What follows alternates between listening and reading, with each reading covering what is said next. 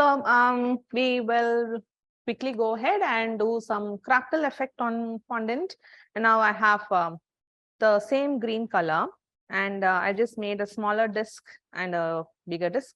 I have kneaded it a bit just in the break, and I just flattened it out. Why two? Because one I want it for the top disc, and this one is going to be my panel around. I'm just going to panel the 8-inch as well, and that's my 8-inch ganache cake. I've just brushed it up with water, so I just don't do that a repeated step in the live. Okay, so I'm just going to set this aside. So the first thing is to see, we could do this without the crackle, but I'm just going to add this crackle effect, and you also should know how we are going to use the crackle to drape around the cake, right? So it is better to do it on a real cake. So if there is no need for doing the crackle effect, then it is the same step as measuring the diameter and then fixing the height and then going around. It's the same panel, but just that the cake is a little less height. Okay, so let's just first finish off our crackle effect. The first thing is, it's okay for the crackle to dry out a bit because we're just looking at some dry texture on the top. And for the top disc, I'm just going to roll this out, and I want it quite thick. Okay, you want it quite thick because by torching, I'm going to use a blowtorch. Okay, so that's a blowtorch. Okay, I'm going to use this, and this will have fire coming out.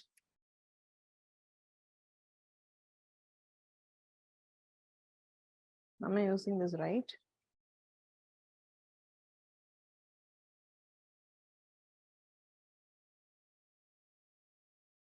Fire is coming, right?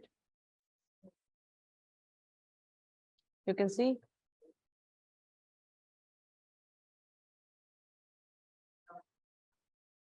Yes, sir. Or should I use that? This is quite good. Hmm?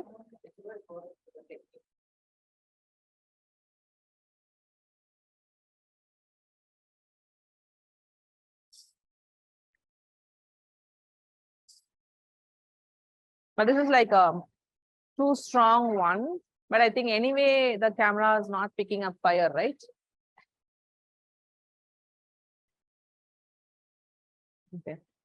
Yeah, but either one of the blowtorch should work. Okay, and you just need to fill it with the gas, like the ones like your gas lighter. So now by torching the surface, what I will do, I will dry the top, and the top will become dry, but the inside will still be soft. And then when I'm going to roll it later on, once I've dried the top, my dried surface will just crack open for me, and that will give the crackled effect. Okay, so just keep it a bit thick. But how thick? Let's just check how thick.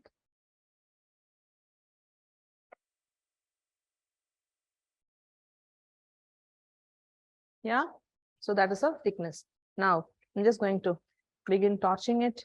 So there's fire coming out, and you can see the surface is changing color.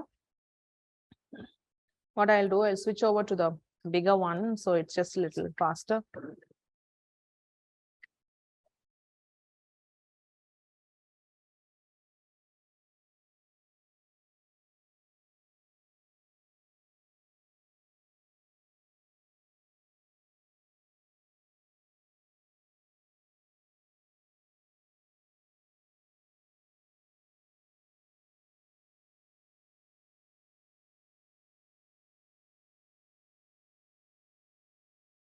So I just need to make sure I have covered the entire surface by torching. And I like to do one more time. I usually do twice to just make sure I don't leave out any part of the surface of the fondant.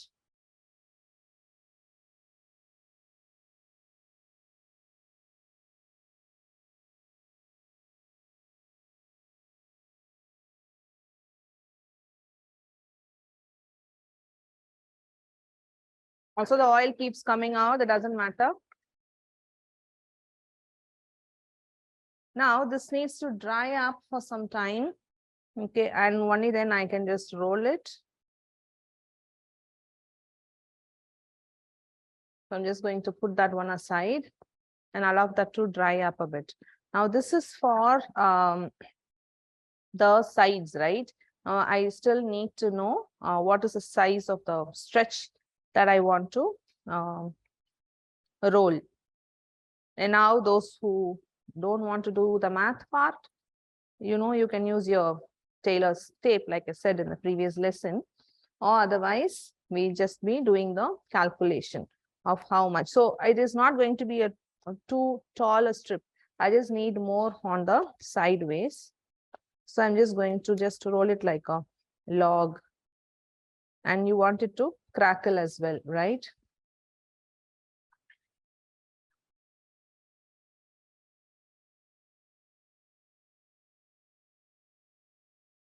So I'm just going to maintain the shape like a flat rectangle, thicker. You know why? Because we are going to blowtorch it.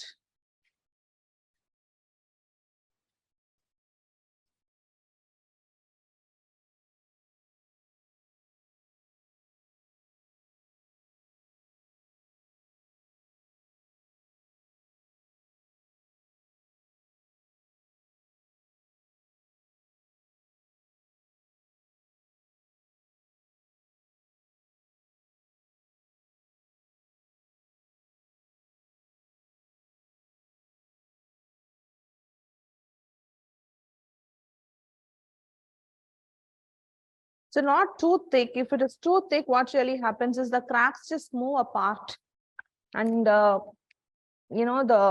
not too close. If you want the cracks to be quite close, you don't want this rolled fondant to be like really very thick also.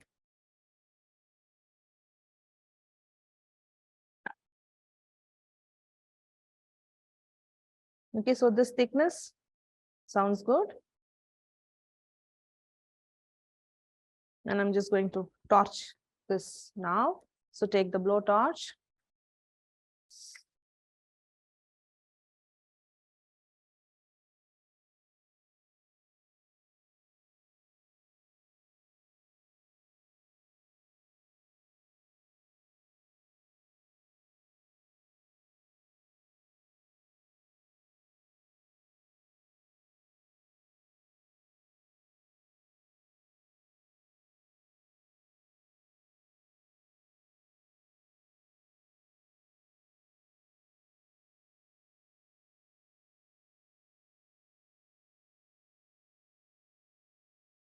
So I'm covering up the surface by torching it once, and I'll do it one more time to just be very sure.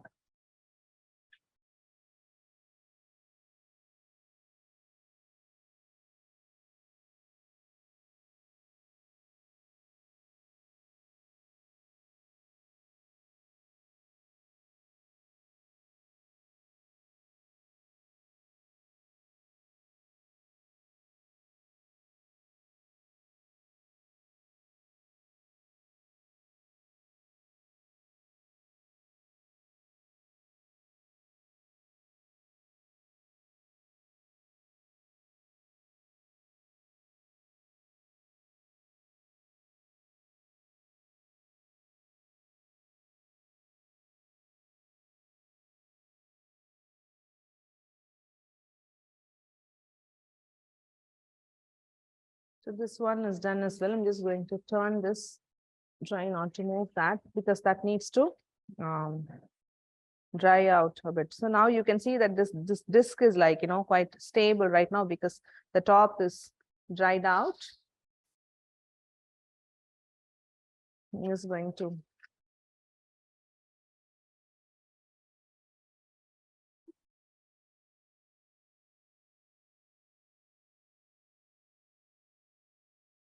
going to move it to my work table.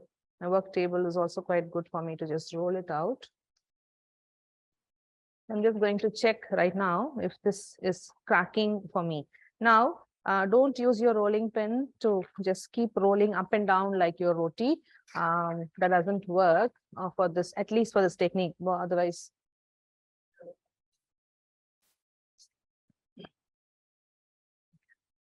okay, so I'm just going to start from here. It is going to be oily.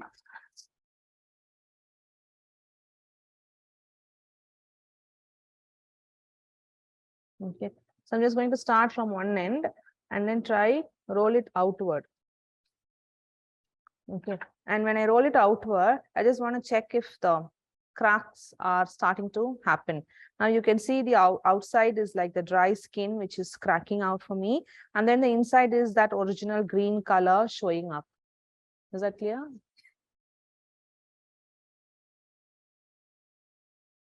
Is that color clear?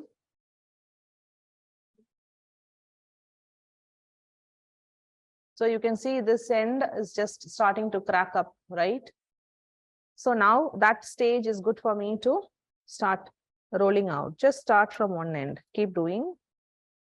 And if you want the cracks to be like opening up vertically like this, okay, you will roll it on one direction, okay, only from this direction. But if it is okay for you, because you're looking at a design that cracks up on all sides, up and down, left and right, then you can just go ahead and then roll it out in all directions.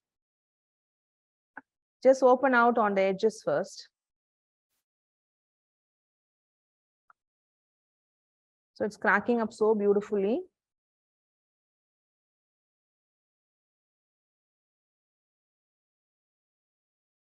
I just want to show at this stage how it looks.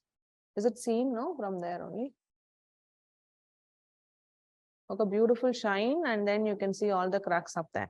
I'm just going to roll out a little more.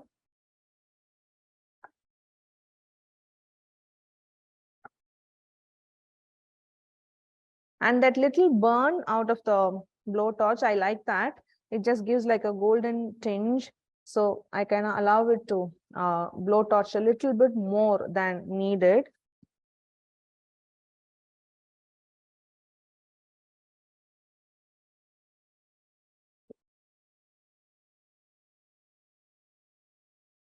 So this is beautiful.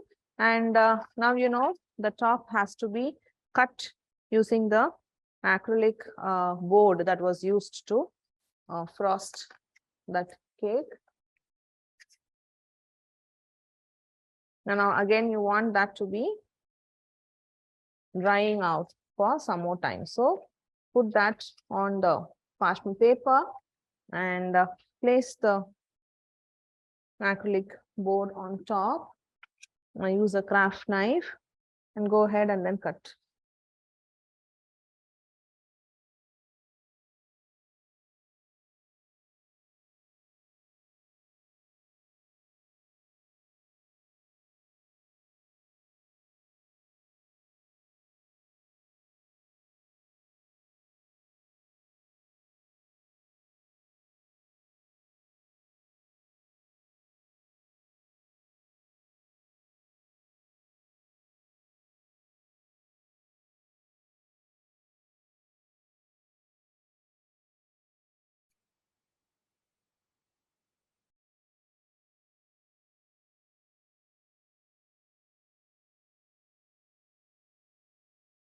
So it's cut. I'm just going to remove this excess out.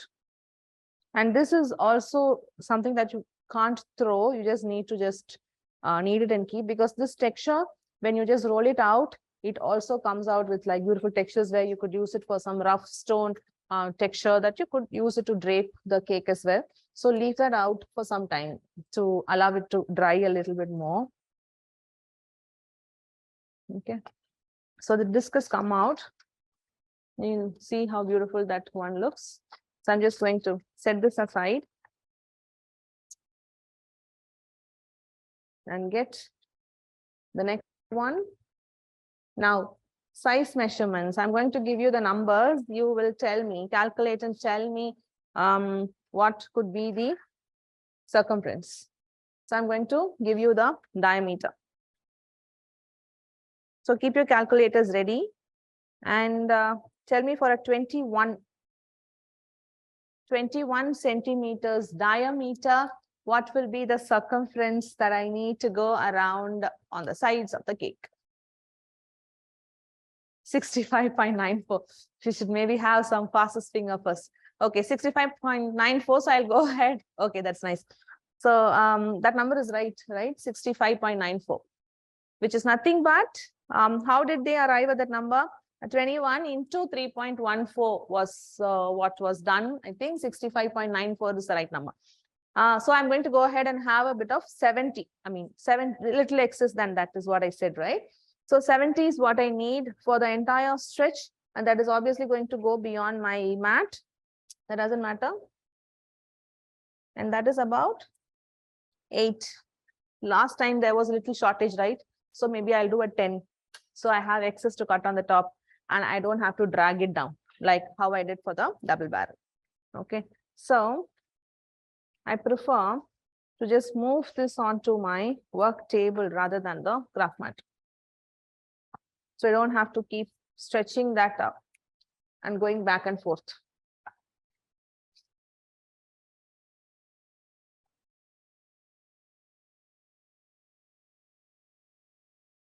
Okay, so 70 centimeters, right?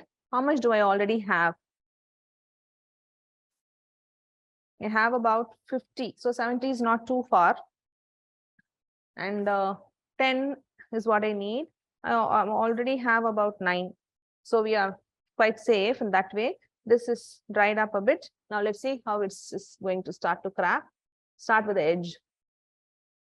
It's cracking, which means that is the right time that I can just proceed with rolling.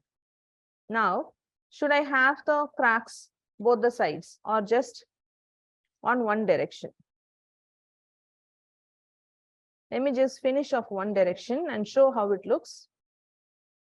So see, each time now I have done this, I will lift this up to allow movement for the rest of the fondant to move. So keep rolling and then keep lifting this and keep rolling. Now you can stop how much over cracks you feel is enough. You can just stop that. And sometimes you feel like you have just overdone, just push it together. Because I have enough space, I'm just going to go ahead and roll from both ends.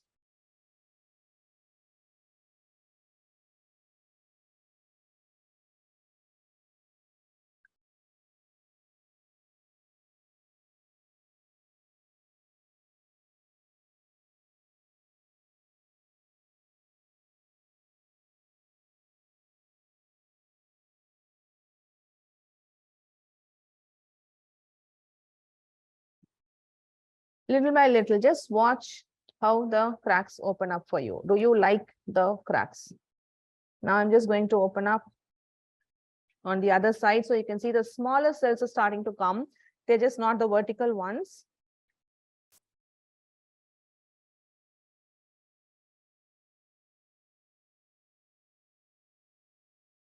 I'm just going to check my size, how far I need to go furthermore. So am I there in the 10 centimeter bandwidth is quite good for me. But now am I at 70? Just on 60s, right? I still have this part is quite thick for me.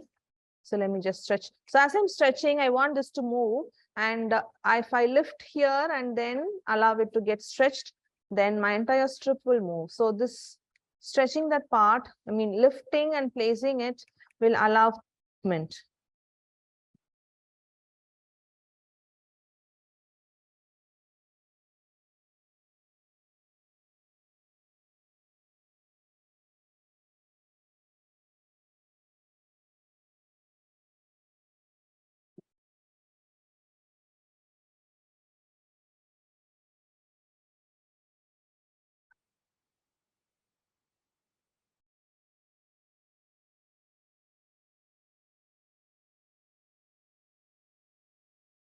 Looks good. Let me check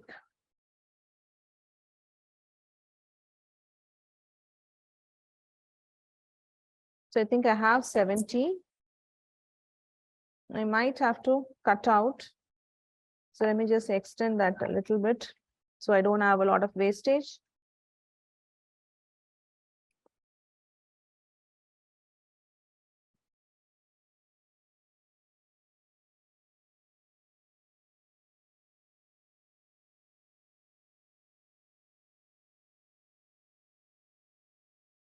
I'm going to level the bottom. Just make the bottom straight. Top, I'm just going to leave it as it is because I don't want to lose out. As I have excess coming down after I have paneled, and that's when I will cut the top.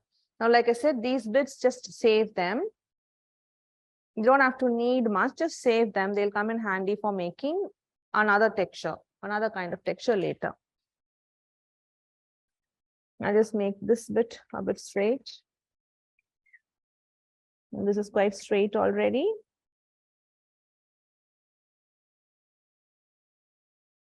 Now let me measure. I have a 30 and then another 30 and then about 12. So I have a bit more than 70.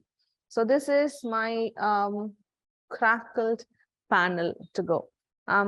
Water has been brushed, but I'm just going to check if it has dried out, then I will just add a little bit more.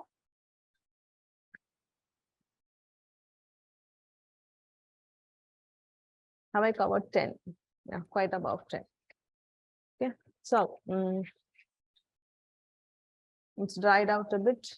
So I'm going to quickly go brush water.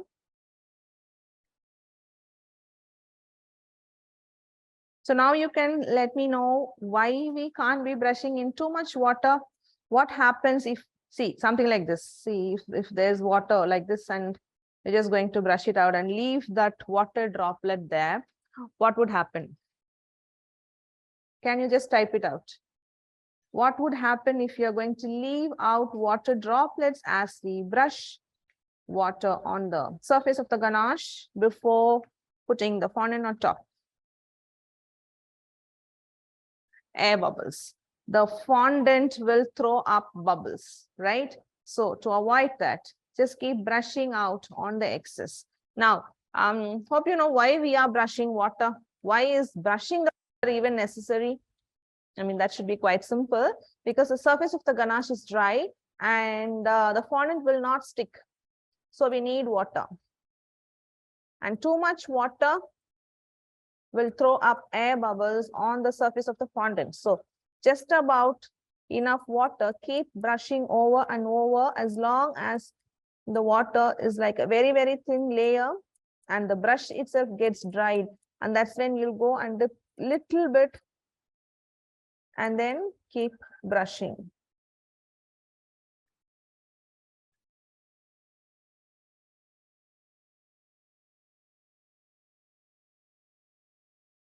Don't leave water droplets, brush it up.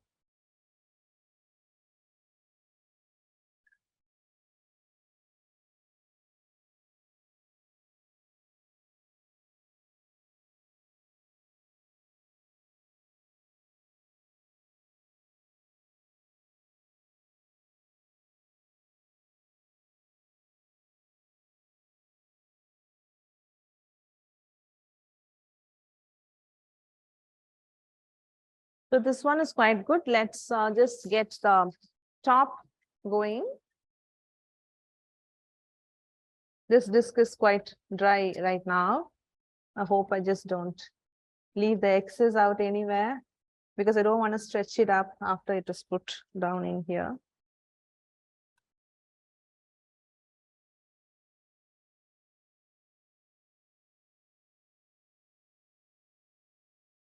I think here anyway, I've just made it a little extra.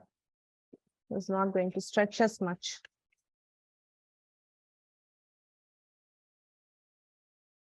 The top is done.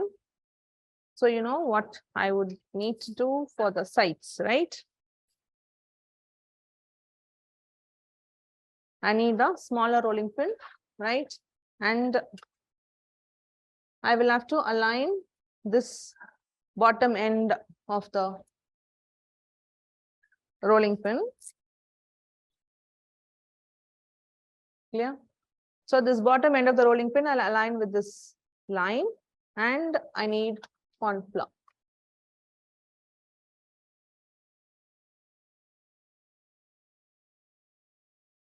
Just a little bit, because the corn flour is going to go on to the cracks.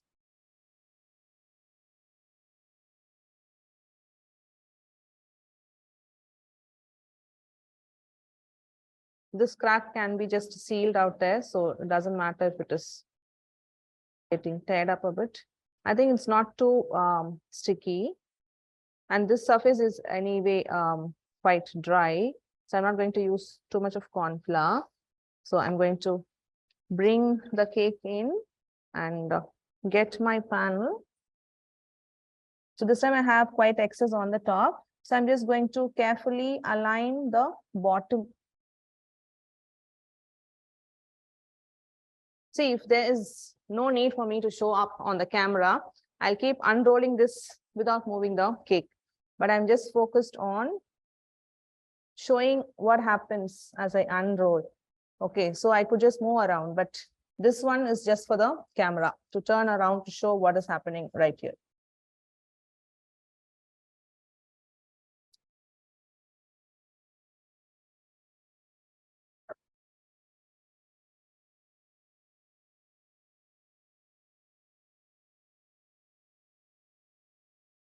I'm trying to open that up a bit, so my bottom is aligned.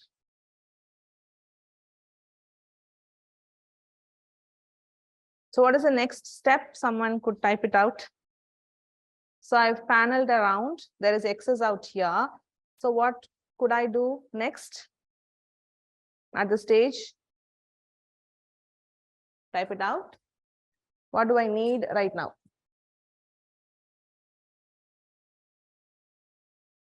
Mark with a scraper, right? It's not the smoother. Mark with a scraper. So I'm picking up my scraper. I just need to go in at the overlap of both the layers. Let me just check if my scraper is straight, and then seen, right?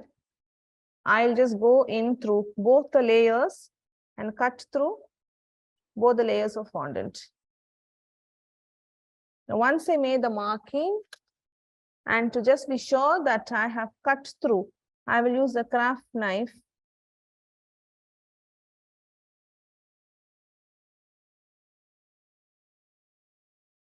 and cut through both the layers. The outer layer will come out. Just make sure the cuts are clean. And then the inner layer, open this out.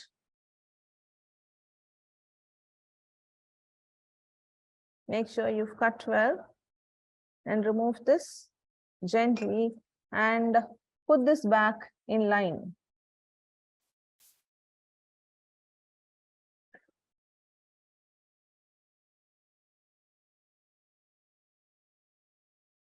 It looks good.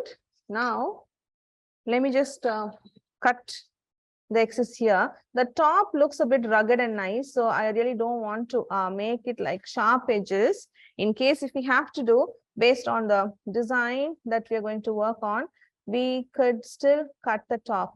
Now what I'm going to do to the top, I'm just going to tear it up to little bits and pieces.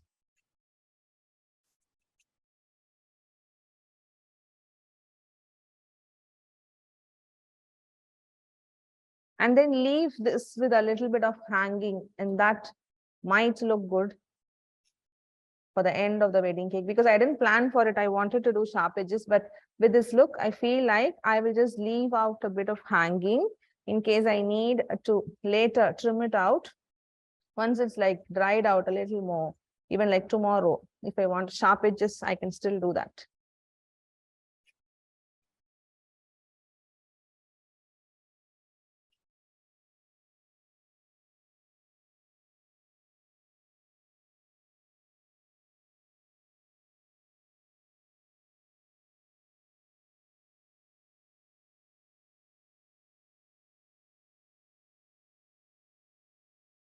Okay.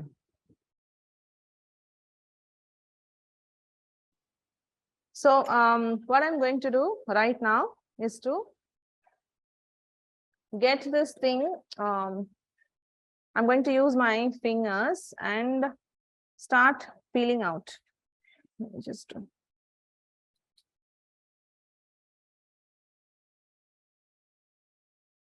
see, like so. I'm just going to make the top a bit rugged. I don't want like too much height, so I'm just going to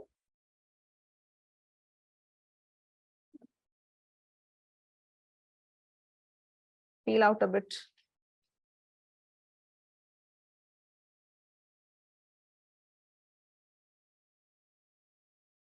Just trying to maintain the rugged look from the cracks on the top as well.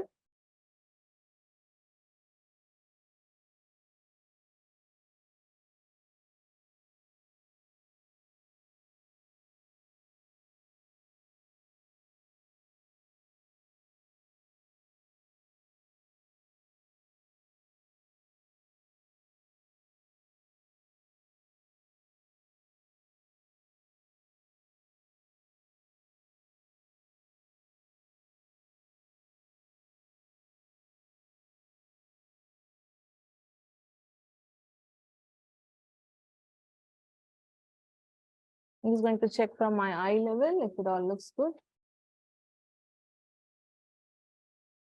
It looks good to me. I just want to keep it straight rather than falling down. And in case if I need to remove a little bit more height, I could do that a while later as well. So yeah, the crackled fondant, obviously, like I said, the bits and pieces, save it together like a ball. All of this together, don't throw them away.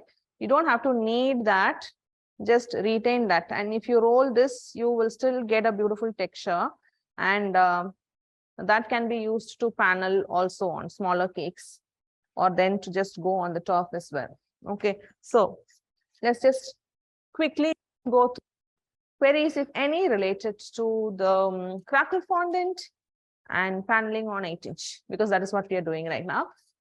Because we don't want to have like a really stretched out day for today. We have quite a bit to do. Common questions, we will handle it during the Q&A at the end of the session.